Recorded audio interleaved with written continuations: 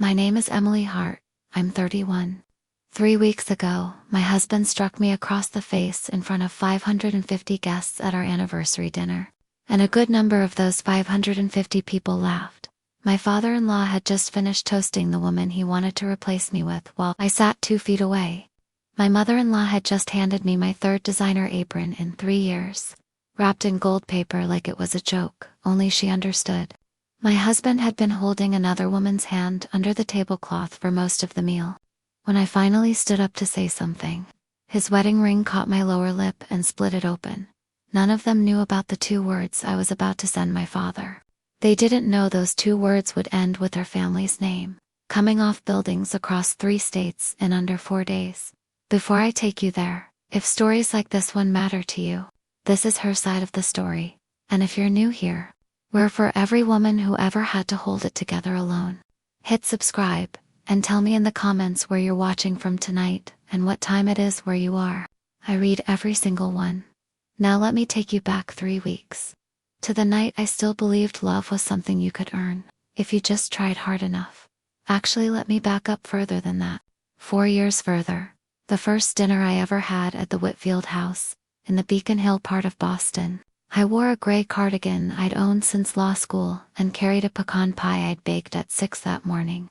I'd met Nathan 8 months earlier, and I loved him the way you love someone before you've told them the whole truth about yourself. Diane Whitfield opened the door. She looked at my cardigan for what felt like a very long 3 seconds. Oh, Emily, how delightfully practical. She did not take the pie from my hands. She handed it off to the housekeeper without looking at either of us. Robert Whitfield was in the study with a glass of scotch, and his eyes were on me before I'd even sat down. Tell me about your people, Emily. I'd rehearsed this in the car. My father's in the auto trade. My mother passed when I was 19. Robert smiled the way men like Robert smile when they've already decided something about you. Auto trade. So, a mechanic? He started that way. Yes, a grease monkey. He turned to his son, delighted with himself. Son, you're marrying down. Nathan laughed. It wasn't loud. It didn't last long. But he laughed. Diane touched my wrist with 2 fingers, cool as a doorknob. Oh honey, that's so sad about your mother. Truly. The word sad came out of her like it had never once left her mouth before. I excused myself to the bathroom. I stood at the sink for a long time, looking at my own face in the mirror, and I made a quiet decision. I would not tell Nathan who my father actually was. Not because I was ashamed, because I wanted to know if he'd stand beside me while he still believed. I had nothing. That decision cost me 3 years of my life. It also saved every year that came after. When I came back out, Nathan was laughing with his father about a golf score. He didn't look up. Here's what I wasn't telling him that night. My father's name is Frank Hart. He's 60. He has a permanent burn scar across 2 knuckles from 1988. From a radiator he shouldn't have touched barehanded, and he'll show it to anyone who's polite enough to ask. In 1986, he was turning wrenches in a rented bay in Lowell, Massachusetts, making $9 an hour. He bought the failing shop outright for $15,000, then the empty lot behind it. Then a stretch of commercial land in 1990 that nobody else wanted. 36 years later, Hart Capital Partners manages just north of $3 billion in real estate and private lending up and down the East Coast.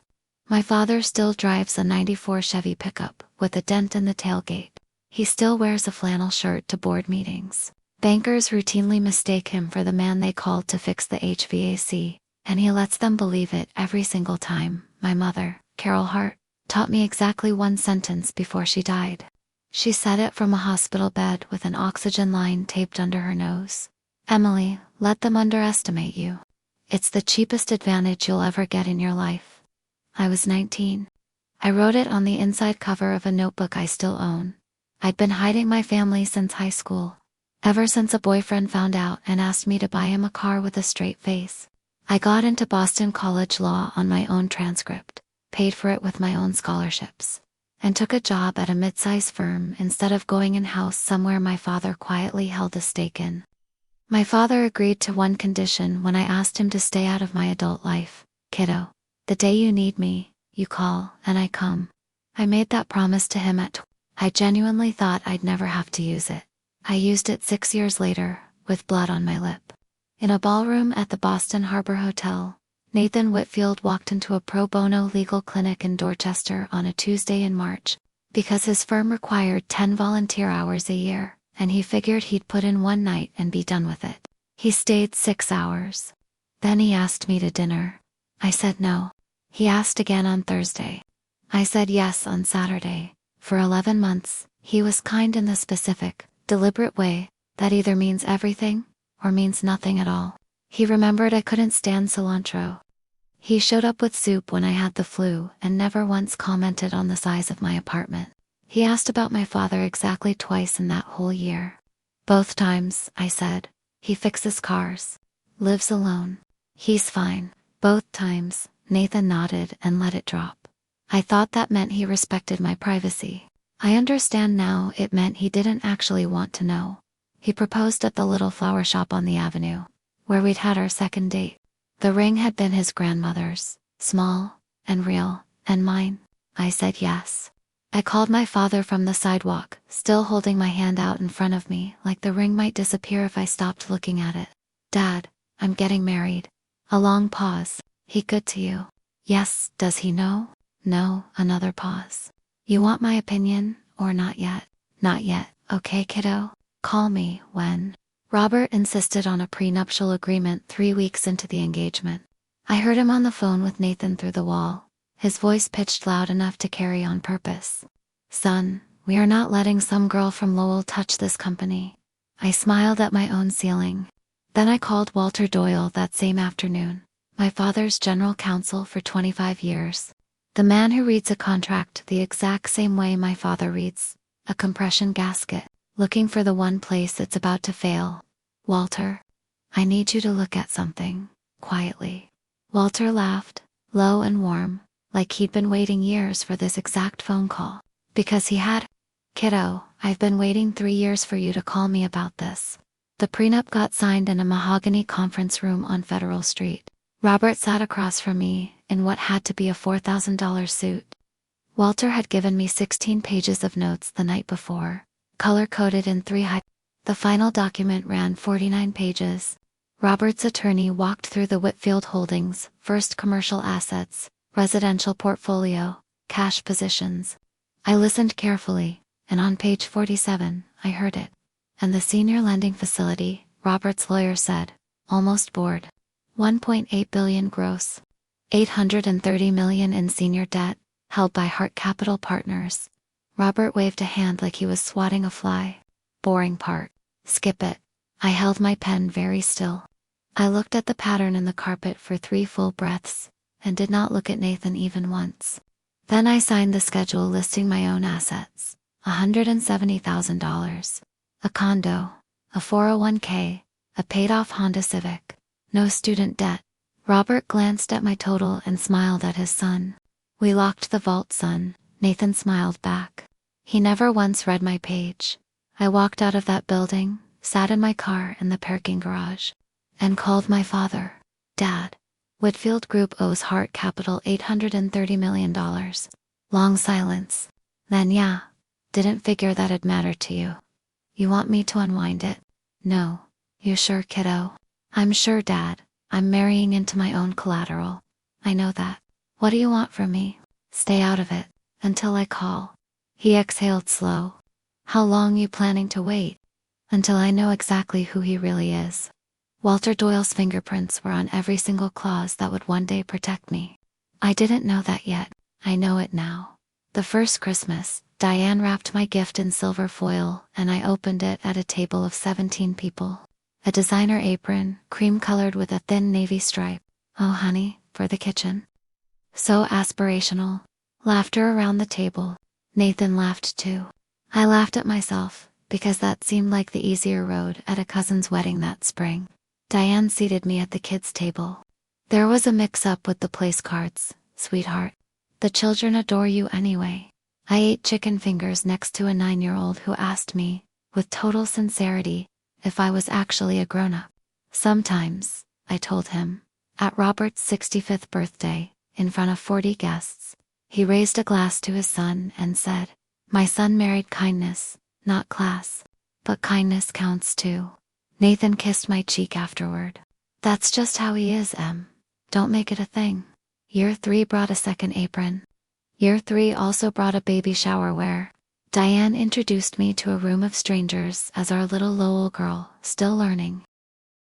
I started keeping a notebook. Black moleskin.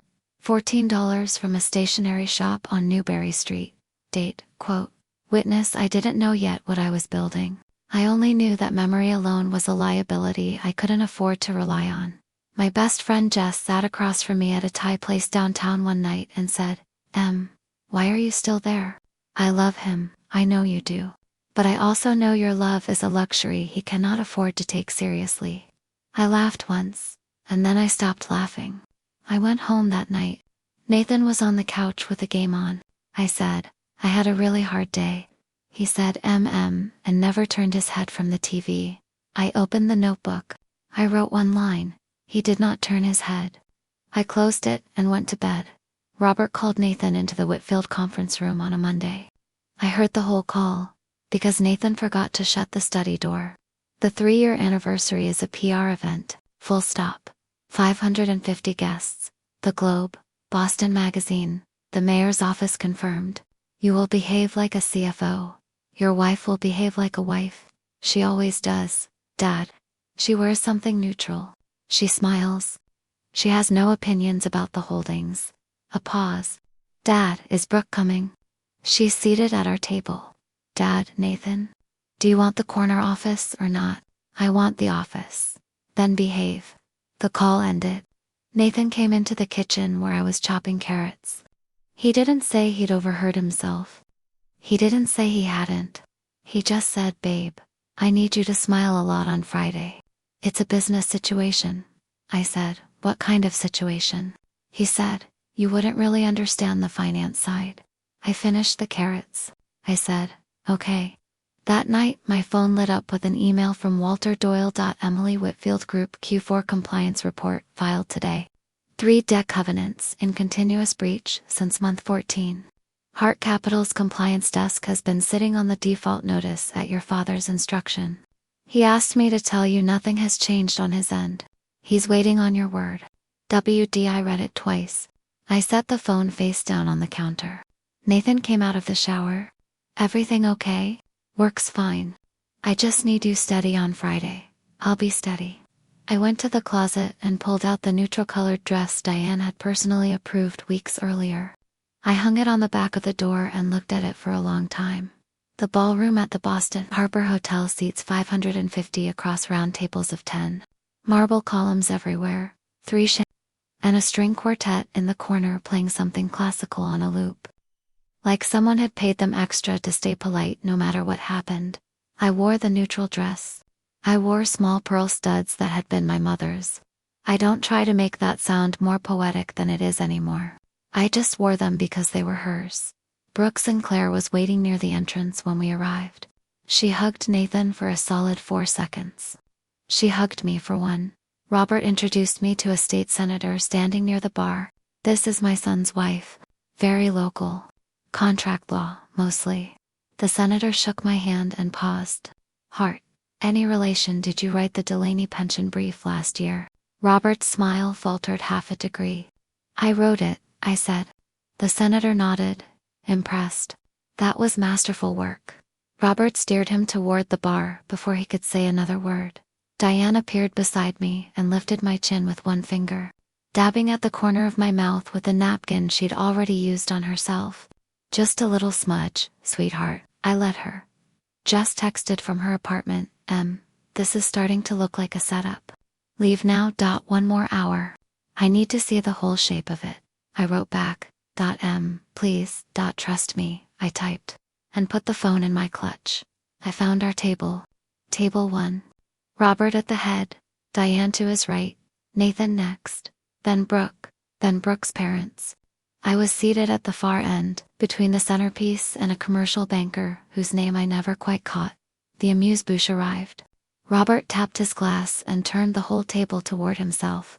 Nathan's wife does contract work. Very earnest. Something about pensions. Polite laughter. small and thin. Brooke laughed the longest. Diane leaned toward Brooke's mother. She's very grounded. A Lowell girl, you know. Brooke's mother said. Oh, how refreshing.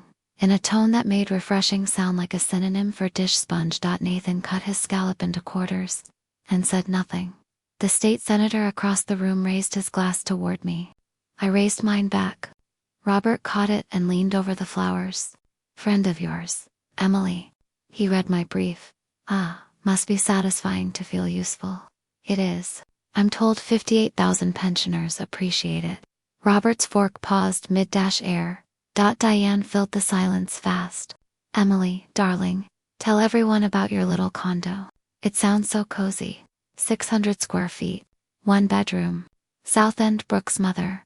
Oh, that's adorable. Nathan, finally speaking. We've been talking about upgrading, have we? I asked. The table went still for half a second. His ears turned pink. I mean, when things settle.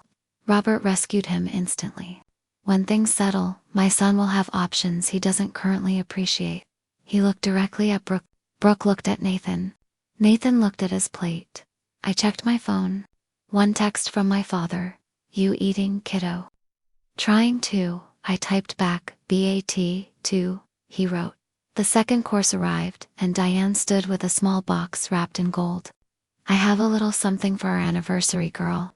500 faces turned. A Globe reporter lifted her phone to film. I opened it. A designer apron, dark green, embroidered with a bee. A beat of total silence, then laughter breaking out in patches around the room. A child at a nearby table asked his mother, did she win a cooking contest? Diane held up 3 fingers for the Boston Magazine photographer. It's her third. 1 for every year. I folded the apron carefully and set it beside my bread plate. Thank you, Diane.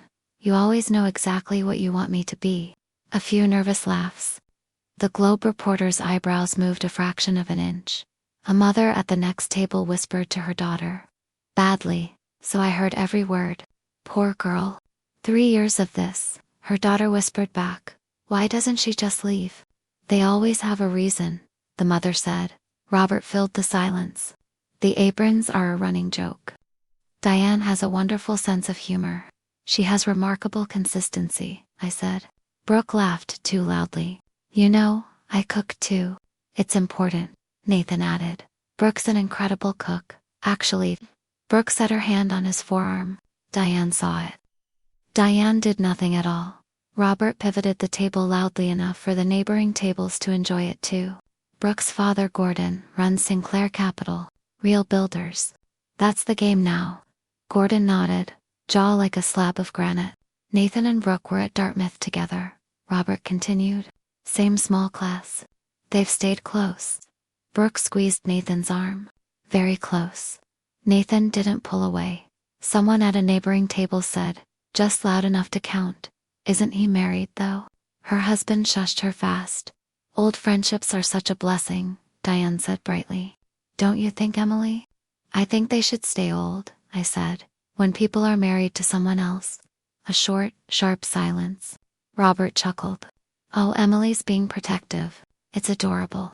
I did not say adorable back. I drank my water. Brooke leaned across Nathan and spoke to me directly for the first time all night. Emily, we're just old friends. Don't be insecure. 15 words. I counted them later. She'd clearly rehearsed it. I'm not insecure, Brooke, I said. I'm observant. Her smile dropped exactly 1 millimeter. Nathan muttered, Babe, can you just eat your fish? He hadn't called me babe in 4 months. He'd called me Emily in every single argument since February. He was performing for his father, for the Sinclairs, for the 547 other people who apparently believed Brooke was a serious candidate for his life. Robert raised his glass. 2 old friends. Brooke toasted. Diane toasted. Nathan toasted. I held my glass level and did not lift it. Robert turned to me with a new smile.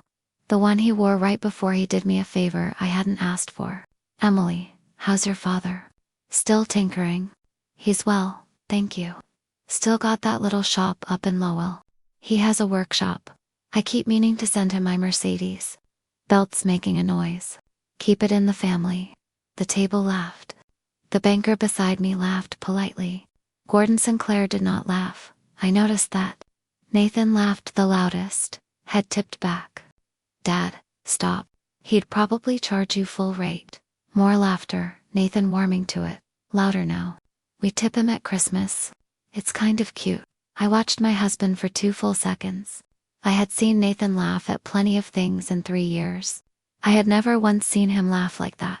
Eyes bright, shoulders up, performing for a room, the laugh of a boy at his father's feet, who'd finally been let inside the joke. He didn't look at me while he laughed. He looked at Robert, and Robert looked back at him like a man handing over a set of keys. Something in my chest went very quiet. Not broken, quiet. The kind of quiet that happens in a courtroom. The exact second a juror has already made up her mind. I picked up my fork.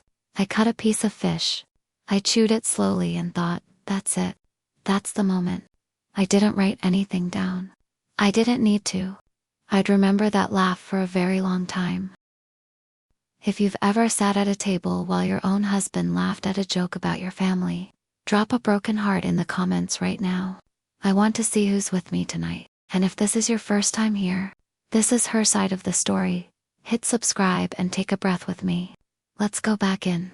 Between courses, 2 men in gray suits appeared at Robert's elbow. I recognized one, Peter Ames, Whitfield Group's outside auditor. Peter leaned down. Robert. A word, outside. Robert waved him off. We're mid-toast, Peter. The second man cleared his throat. It's the cue for compliance numbers. The lender, Diane laughed brightly, at nothing in particular. Business, always. Go on, darling.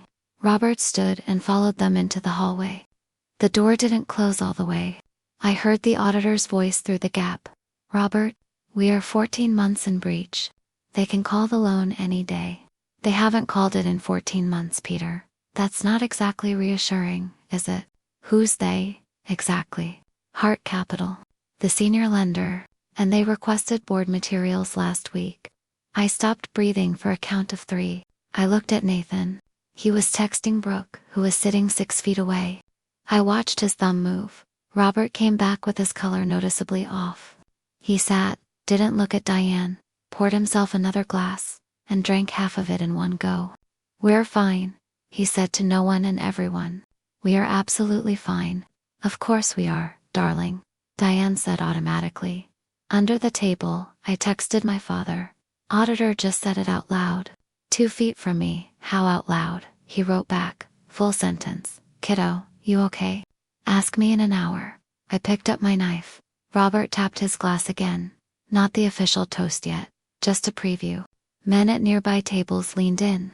Friends, while we wait for the entree, I want to speak briefly about the future of this company. Diane clapped twice like a small applause machine had been switched on inside her. Whitfield Group is in its 43rd year. My father started it with 3 properties in Beacon Hill. I've grown it past 60. Nathan is the future. Polite applause. And the future of any company is never just one man. It's the alliances that man builds. The partnerships. The marriages, metaphorical and otherwise, that decide whose judgment we carry forward. His eyes moved over Brooke. Slow enough to notice. Fast enough to pretend he hadn't meant to. I look around this room and I see opportunity. I see families whose values complement ours. I see capital that knows exactly where it belongs. Gordon Sinclair tipped his head half an inch. To the future of the Whitfield name, Robert said, and raised his glass. Gordon raised his. Diane raised hers. Brooke raised hers. Nathan raised his. I did not raise mine. The Globe reporter lifted her phone. The shutter clicked. Diane nudged Nathan. Nathan nudged me. Babe, raise your glass. No. He turned his head, genuinely stunned. Emily, please. No, Nathan. You just raised a glass to your own replacement. He didn't answer. Under the table, Brooke's hand found his again. This time, I didn't look away. I watched. I wanted to remember the exact geometry of it. The entree arrived, and Diane took it as her cue. Oh, that reminds me. I have to tell everyone about Emily's first time on the boat last summer. It was precious. Heads turned. We were off the coast, beautiful day, flat water, and Emily, bless her, asked if we had life vests for the children. A pause, then a wave of laughter rippling outward. She was so serious. There were no children on board. It was just us. She thought we'd packed children. More laughter. Real laughter now. Because the story finally had a shape people could hold on to. She comes from a simpler world, Diane said. And her voice did the thing voices do right before a woman decides to cry on cue. We've tried. We've really tried to welcome her. She dabbed one eye. It was dry. I looked at the apron. I looked at Nathan, who was suddenly very interested in his water glass. I picked up my fork, cut a piece of meat, chewed it, and thought, one more course. One more line. Then we'll see. I looked slowly around the table so I would remember every face exactly as it was. Robert with the wet shine on his lower lip. Diane with her already dry dabbing napkin. Nathan, who had not once in over half an hour, asked me a single question. Brooke, who had asked me exactly one. I asked myself the only question that actually mattered. What would Frank Hart's daughter do right now? The answer came faster than I expected. She would wait one more round. She would let them finish the dance they'd clearly come here to perform. She would give Robert exactly enough rope, and when he finished tying it himself, she would simply step aside. I remembered my mother in that hospital gown, oxygen tube under her nose, looking straight at me. Emily, the people who need to make you feel small are never small themselves. They're terrified. Don't you dare comfort that. I'd been 19. I hadn't understood it then. I understood it completely now. Sitting in a hotel ballroom with a beam-embroidered apron by my bread plate and a husband, who had stopped being my husband somewhere between the appetizer and the entree. I opened my phone, opened the Notes app, and typed 3 words. End it tonight. I closed the phone. I smiled. I lifted my fork. Jess texted again. I didn't look. I thought about I thought about Walter Doyle. I thought about 14 months of covenant breaches, sitting quietly in an envelope on a desk downtown. I thought, all I have to do is stand up when he tells me to sit down. Nathan stood, leaned down close enough that I could smell whiskey and shellfish on his breath. Hallway now. I stood too. Diane watched. Robert pretended not to. We walked through the service doors into an empty white marble hallway, a waiter pretending very hard not to be there. Nathan turned, face already red. Emily, you need to smile. My father is watching you. I noticed. Stop it with that tone. Just be my wife for 2 more hours. Define wife. Nathan, Jesus. You've been staring daggers at Brooke's hand for 40 minutes. She's an old friend. She's a candidate. A small flinch crossed the corner of his eye. I'd been exactly right. Emily, I have never touched her. I love you. I need you to stop. Stop what? Stop lying in a hallway in front of a waiter. The waiter suddenly found a tray fascinating. Don't make me choose tonight, Emily. Nathan. Listen to me. What does that mean? It means I heard your father on speaker Monday. It means I read the Q4 report. It means I watched Brooke hold your hand for 40 straight minutes. Emily, go back in, sit down. Finish your dinner. He reached out and closed his hand around my wrist. Hard. I looked down at his hand. I looked up at his face. Nathan. Let go. He held on for 3 full seconds before he did. There was a white mark on my skin. It went pink almost immediately. I already knew it would be purple by morning. I walked past him and back to table 1 with my wrists already starting to bruise. The ladies' room at that hotel is roughly the size of my apartment, marble basins. A little velvet sitting area nobody uses. I stood at the mirror and looked at 4 faint fingerprints forming on my wrist. I took a photo. I wasn't entirely sure why yet. Evidence, maybe. A record for myself, maybe. Both. My phone rang. My father. Dad. You in the bathroom, kiddo? How did you know? You're always in the bathroom when you call me from an event. I've noticed that about you over the years. I laughed once. It came out wet. Dad. He grabbed my wrist. A long silence, the kind my father does when he's choosing between 3 different sentences and none of them are the polite one. How hard? Hard enough for fingerprints. Another silence. Kiddo, I'm 11 minutes from the hotel. You've been 11 minutes from this hotel since 6 o'clock, haven't you? I have. Walter's with me. He's got a folder. There's a letter inside it.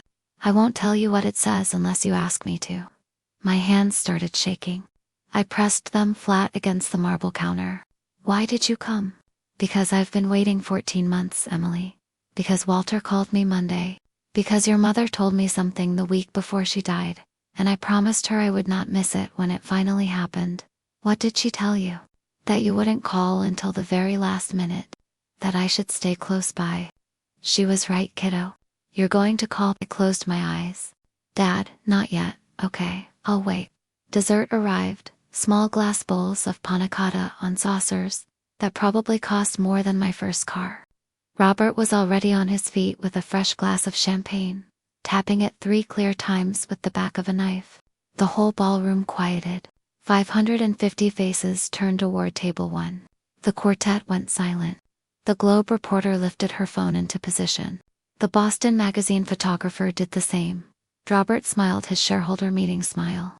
Friends, family, dear partners, old and new, polite laughter. 3 years ago tonight, my son brought home a young woman from where was it? Nathan. Lowell, Dad. Lowell. God bless it. Her father's a mechanic. Real salt of the earth type. A few uncomfortable laughs, scattered, and the Whitfield family has watched, for 3 years now, with love, with patience, with he paused, milking it, considerable hope. Brooke giggled, didn't bother to cover it. My son is a good man. A good CFO. A good, he looked around the room, candidate for the kind of future this family actually needs. Gordon Sinclair leaned forward in his chair. I folded my napkin into a neat square, corners aligned, an old habit from law school. Under the table, my phone lit up once. My father, I'm in the lobby. I didn't answer. I watched Robert lift the flute higher, catching the light from the chandeliers. 3 years ago, my son brought home a nice girl, kind, earnest, and we had hopes, I'll say it, because we're among family, that with time, and care, and a little exposure, she might grow into this world. Louder laughs now, permission laughs. She has tried, truly. She's worn the dresses. She's come to the dinners. She's even, bless her, attempted the boat.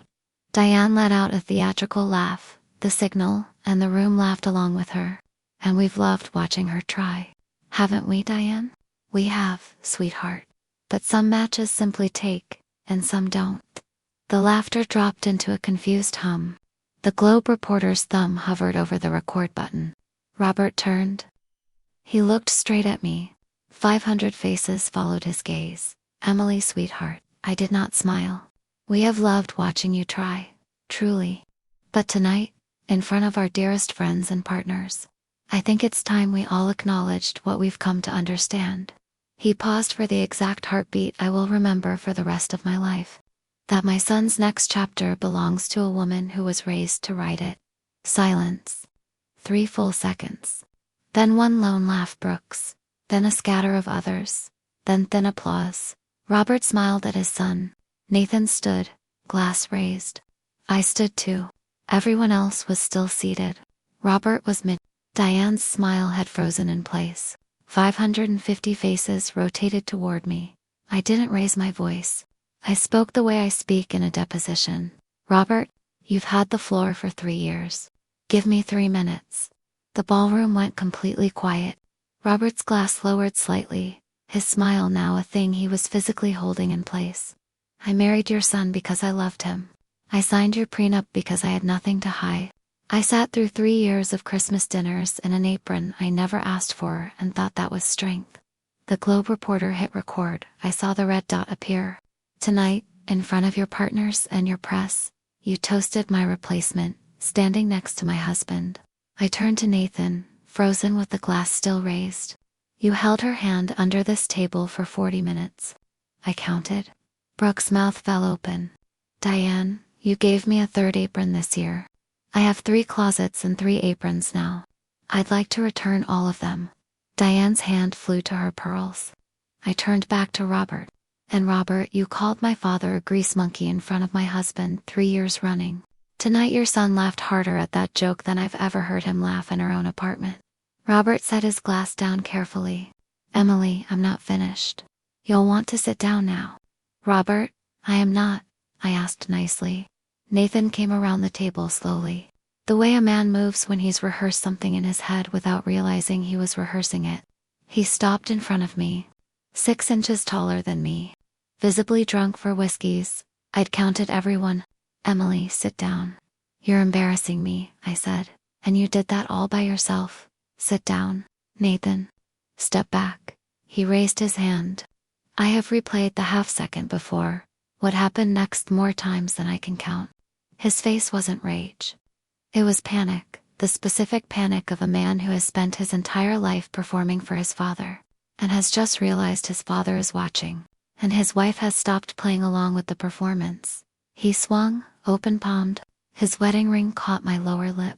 The sound carried clean across the marble floor, like a plate dropped from a height. My head snapped sideways. I didn't fall. I tasted copper. One full heartbeat of total silence. Then laughter. Not everyone. Not even most. But enough. Brooke laughed. Gordon Sinclair laughed once, then visibly stopped himself. A woman near the bar laughed. Another woman, 2 tables over, said clearly, "Oh my God."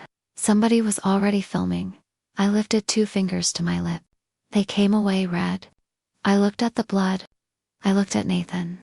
I smiled, small, private. The smile of a woman who has just been handed the exact thing she'd been waiting for. He saw it and his whole expression cracked. Emily, I reached into my clutch, opened my messages, opened the thread with my father, and typed 2 words. I sent them. I set the phone face up on the tablecloth so anyone at table 1 could see the screen. The ballroom hadn't recovered. 550 people were watching a woman with a split lip stand calmly beside a shaking husband. Some were filming openly now. Robert found his voice first. Emily, honey, that was dramatic. I'm sure Nathan will apologize, Robert. Stop talking. He stopped. Diane tried next. Sweetheart, let's all just calm down, Diane. You're going to want to stop too. She stopped. Nathan tried last. Please, let's go in the back. No. I looked at my phone. 90 seconds passed. The read receipt appeared. Then typing dots. Then nothing. 2 tables away, Robert mimed a small mic drop gesture toward Gordon Sinclair, and both men chuckled weakly, unsure of what else to do with their hands. Robert sat, refilled his glass, and announced to the room, "Nothing to see here, folks, young love. Let's bring out the dessert carts." Diane waved frantically at a passing waiter. More wine to table 4. The quartet, visibly nervous, started playing something soft that fit absolutely nothing happening in that room. Nathan sat down heavily next to Brooke, who hadn't moved an inch. For about 40 seconds, it genuinely looked like the room might absorb the whole thing, like it might just pass. Like Robert might actually get away with it. Then the double doors at the back of the ballroom opened. Both sides, 11 feet tall, and they swung wide. My father walked in wearing a navy blazer, over a dark flannel shirt, work boots, jeans creased from an actual day's work. The burn scar on his knuckles from 1988, the one the Globe would later photograph up close. Behind him walked Walter Doyle in a gray suit, a leather portfolio under one arm. Behind Walter, 2 junior associates from Hart Capital, carrying sealed envelopes. The room noticed them in stages. The waitstaff noticed. First one dropped an entire tray of spoons, and nobody laughed at that. The bankers noticed next. 3 men at a nearby table stood up at once like dogs, hearing a whistle only they could hear. One of them muttered, "Oh no." Robert noticed third, and his face went the color of dry cement. Gordon Sinclair noticed fourth, leaned over to his wife, and said audibly, "That's Frank Hart." His wife whispered back, too loudly, "Why is Frank Hart at the Whitfield anniversary?" Gordon didn't answer. He was too busy watching my father walk. My father crossed that ballroom at a mechanic's pace, unhurried. The exact way he walks through his own shop. He stopped at table 1. He looked at me first. "Kiddo, your lip." He pulled a white handkerchief from his blazer pocket and dabbed it, gently, his hand completely steady. It smelled faintly of engine degrease. It always does. "You okay?" I am now. He folded the handkerchief and put it away. Then he turned. Robert. Robert hadn't blinked in about 20 seconds.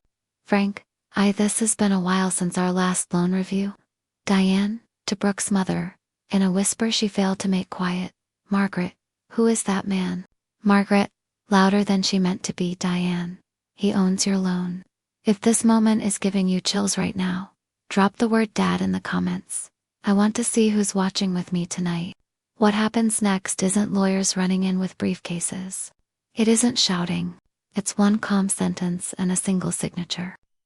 The people who laughed at my family that night believed power had to be loud. My father taught me that power is patient. If you agree with that, hit subscribe, because this is where her side of the story really begins. My father never raises his voice. Hasn't since 1979 as far as I know. Robert, 14 months ago, Whitfield Group breached Covenant 4.2 on the $830 million senior facility, debt to equity. You breached it again in April.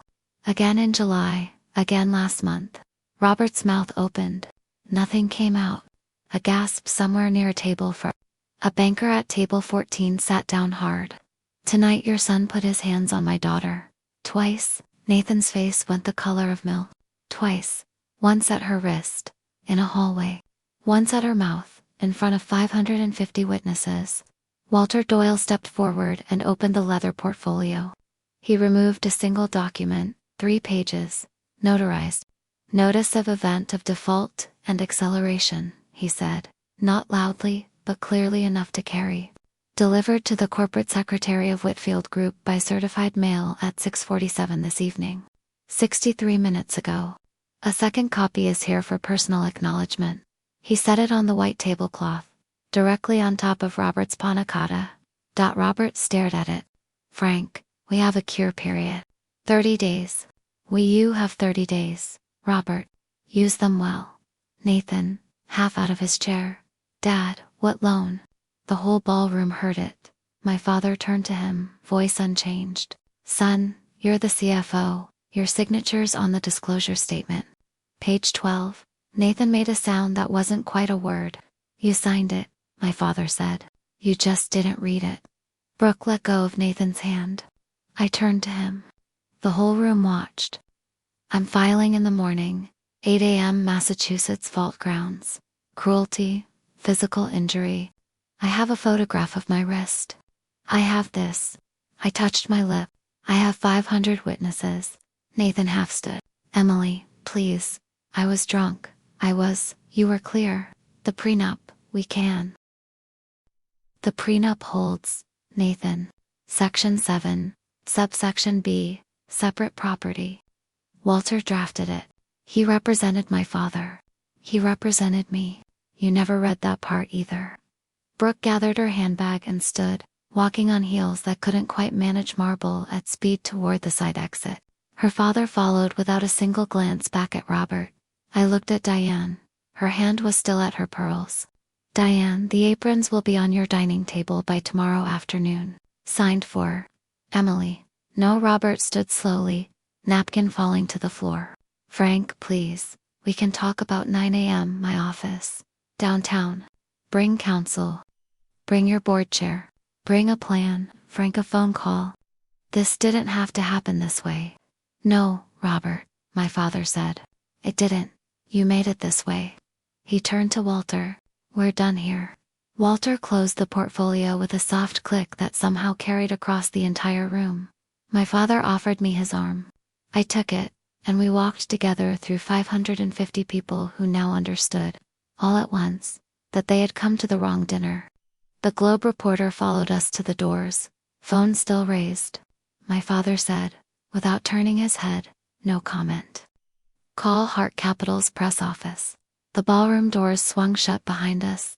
40-8 hours later, Whitfield Group held an emergency board meeting in a rented conference room in the Seaport. I wasn't there. I read the minutes 3 days later, after Walter sent them over. 830 million, accelerated. Cash on hand at Whitfield, 94 million. Liquidity ratio broken. Covenant remedies exhausted. 30-day cure period running. Fire sale authorized on 3 commercial properties in the Fenway and South End. Target, 60 cents on the dollar. Best case. Board motion 1. Remove Robert Whitfield as CEO for failure to disclose covenant breaches to the board. 7 in favor, none opposed. Board motion 2. Remove Nathan Whitfield as CFO for fiduciary breach, specifically failure to disclose a material related party interest in the loan documentation. 9 in favor, 0 opposed. The board brought in an outside interim CEO, a turnaround specialist named Helen Marsh, who'd done the same kind of work for a struggling retail chain in Providence a few years earlier. Her first public statement ran 2 sentences. Whitfield Group is executing an orderly asset disposition under the supervision of our senior lender. We remain committed to transparent recovery for all stakeholders. The Globe ran the story the next morning. Boston Magazine put my last name in the 3rd paragraph. 2 paragraphs after that, they mentioned my father's called him self-made. Mentioned the shop in Lowell. I sat in my South End condo on a Sunday morning with coffee and the paper, read it once, and set it down without saving the clipping. Jess called. I know. You did that. My father did that. Who called him on Monday. The Boston Women's Business Alliance quietly voted to remove Diane's name from the spring gala host committee. No statement, no email. Just her absence from the next newsletter. 2 of her oldest friends canceled a standing lunch. A 3rd told her in person, at a coffee shop on Beacon Street, Diane, the story's everywhere. I can't be seen with you right now. I'm sorry. Then she left her latte on the table and walked out. Diane showed up at my condo the following Wednesday without calling first. She stood at the lobby intercom for 10 minutes. The doorman only let her up because I told him to. She sat on my couch, clearly hadn't slept. Emily, please. I should've. I didn't. He's my husband. He's everything. Please don't destroy us. I'll apologize publicly. Diane, look at me. She looked up, mascara gone. I forgive you on my own behalf. That's the only forgiveness I actually have the authority to give. I don't speak for Hart Capital. I don't speak for the board. I don't speak for the SEC. The what? Walter will explain. Call him Monday, Emily. I was going to love you eventually. I promise. I heard you, Diane. She cried for 20 minutes. I let her, but I didn't comfort her. When she left, I threw out the couch cushion she'd been sitting on. Not out of cruelty, out of something closer to cleaning. Nathan showed up at my firm's lobby on Thursday. Unshaven, a stain on his blazer lapel. Security called up. I told them to send him to conference room B, glass walls, plenty of witnesses. He sat, put both hands flat on the table, and stared at them. Emily, I'm losing everything. The house, the car. My father might. There's an SEC inquiry. They're calling it material misrepresentation. My lawyer says I could be deposed. I don't even know what I signed. I know. We could leave. All of it. Go somewhere. I'd leave him. I'd leave Nathan. Stop. He stopped. I slid a black moleskin notebook across the table, rewritten in blue ink, 12 pages. What is this? 3 years of notes, dates, quotes, witnesses. Every time your father insulted my father. Every time your mother handed me another apron. Every time you laughed and didn't turn your head. He opened it, read the first page, put his hand over his mouth. Emily, I'm so sorry. I believe that you're sorry. I also believe it took losing everything for you to get there. The job, your father, the house. That's not enough for me. He was crying by then. I didn't move. Goodbye, Nathan. Emily, don't. Not the firm. Not the condo. Not the clinic. Not ever. I stood and walked out. He didn't follow me. By the following week, the SEC had opened a preliminary inquiry. Not charges yet. Just a subpoena for documents. The core question, did 14 months of continuous covenant breach, undisclosed to public bondholders, constitute material misrepresentation? Robert's outside counsel billed $690 an hour on a $2 million retainer. Diane listed the Beacon Hill house that same week, asking 9.6. Zillow said 7. The Globe ran a follow-up that Sunday. Business section, above the fold, a photograph of Robert leaving his lawyer's office on Federal Street, Hand up to block the camera. Caption: Robert Whitfield, removed last month as CEO of Whitfield Group, exits counsel's office after a 3-hour meeting. A reporter named Marcy Boone called my office. I'd worked with her once, years earlier, on the Delaney case. Emily, I have to ask, was this personal? I thought about it for a genuine 3 seconds. Marcy, it was financial. It was always financial. They signed the documents. They just never read them. My father's compliance desk did. The slap was the end of it, not the reason for it. Call Hart Capital's press office for a statement. She called back once more that fall, off the record, to tell me Robert had settled with the SEC, a fine, and a 10-year ban from sitting on any public company board. No trial, no jail. Just a 10-year ceiling on a life that had never once had one before.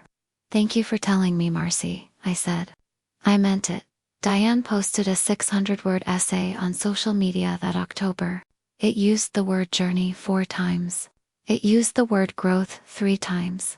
It used the word sorry 0 times. It tagged me directly, said she'd always believed in me, that she'd tried to make our family work, that she'd been in her own way learning. She said learning like she'd invented the concept from scratch. 300 comments in under an hour.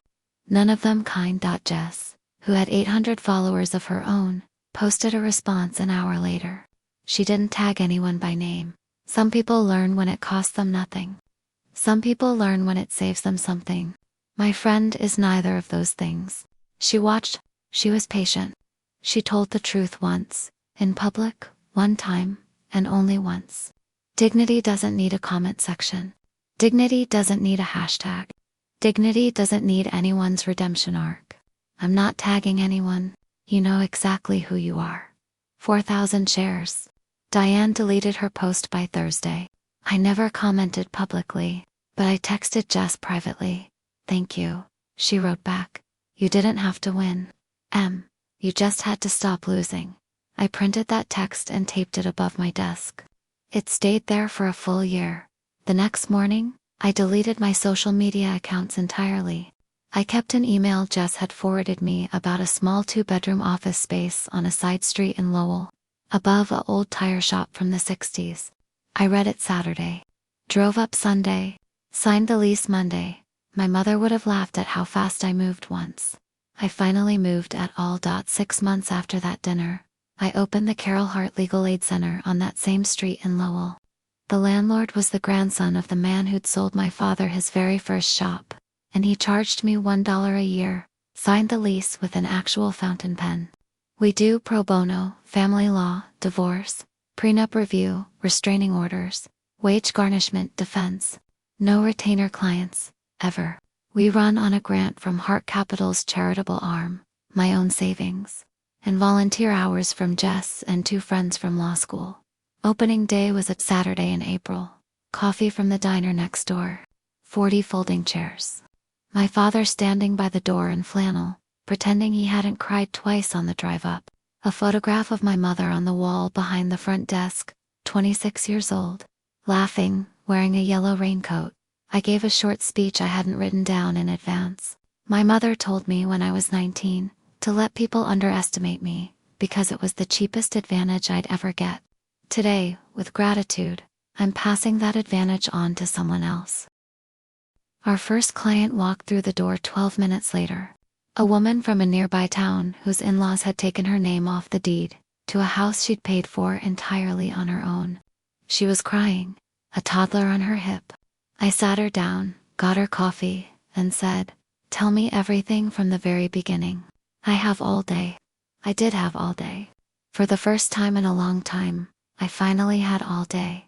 There's something I've wanted to tell you. And I waited a long time to say it out loud. When I was 19, my mother was dying in a hospital room that looked out onto a parking lot. She held my hand and said, "Emily, the people who need to make you feel small are never small themselves. They're terrified. Don't you dare comfort that." She also told me, when you meet a man who looks down on your father, leave. Your father doesn't need defending. You need someone who actually knows what real work looks like. She gave me a sealed letter that day and told me to open it only when I needed it. I kept it in a drawer for 12 years. I finally opened it the morning of that anniversary dinner. 7 a.m., coffee in hand. I broke the seal. One page. Emily, you will wait too long. You always do. Your father and I have been ready since the day we met you. When you finally stop waiting, call him. He'll come. Love him. He's the man I always told you to find. I carried that letter in my clutch that whole night. I never had to read it again. I want to leave you with one plain thing. When someone loves you only for what you might eventually be useful for, that isn't love. That's inventory. You don't have to prove your worth by hiding it. You prove it by refusing to let anyone put a price on it in the first place. And if you have someone in your life, a father, a mother, a sister, a friend, who would walk into any room on earth for you, please don't wait 12 years to make the call. It's a Sunday in September now. Good light. Second Sunday of the month. My father's in the garage behind his house with the hood up on a '69 Mustang that belongs to a neighbor. He's not charging a dime. He never charges the neighbors. He saves that for bankers. I'm handing him wrenches. I've known the names since I was 8 years old. 3/4, he says. I hand him the 3/4. Paperwork's all clean, kiddo. Dad, it's been clean for a year now. I know it has. He closes the hood, wipes his hands on the rag hanging out of his back pocket, a rag older than I am, possibly older than Hart Capital itself. He looks at me. His eyes have my mother's exact shape, kiddo. Yeah, that was never the paperwork I cared about. The sun comes through the open garage door and catches the old scar across his knuckles. If this story meant something to you tonight, if you've ever been the quiet one at the table, the one everyone underestimated, tap the like button. And subscribe to her side of the story so you don't miss what's coming next. In the comments, tell me who your Frank is, the one person who would walk into any room for you. No questions asked. I'll read every single one. I promise. This is her side of the story, for every woman who held it together alone. And I'll see you in the next one.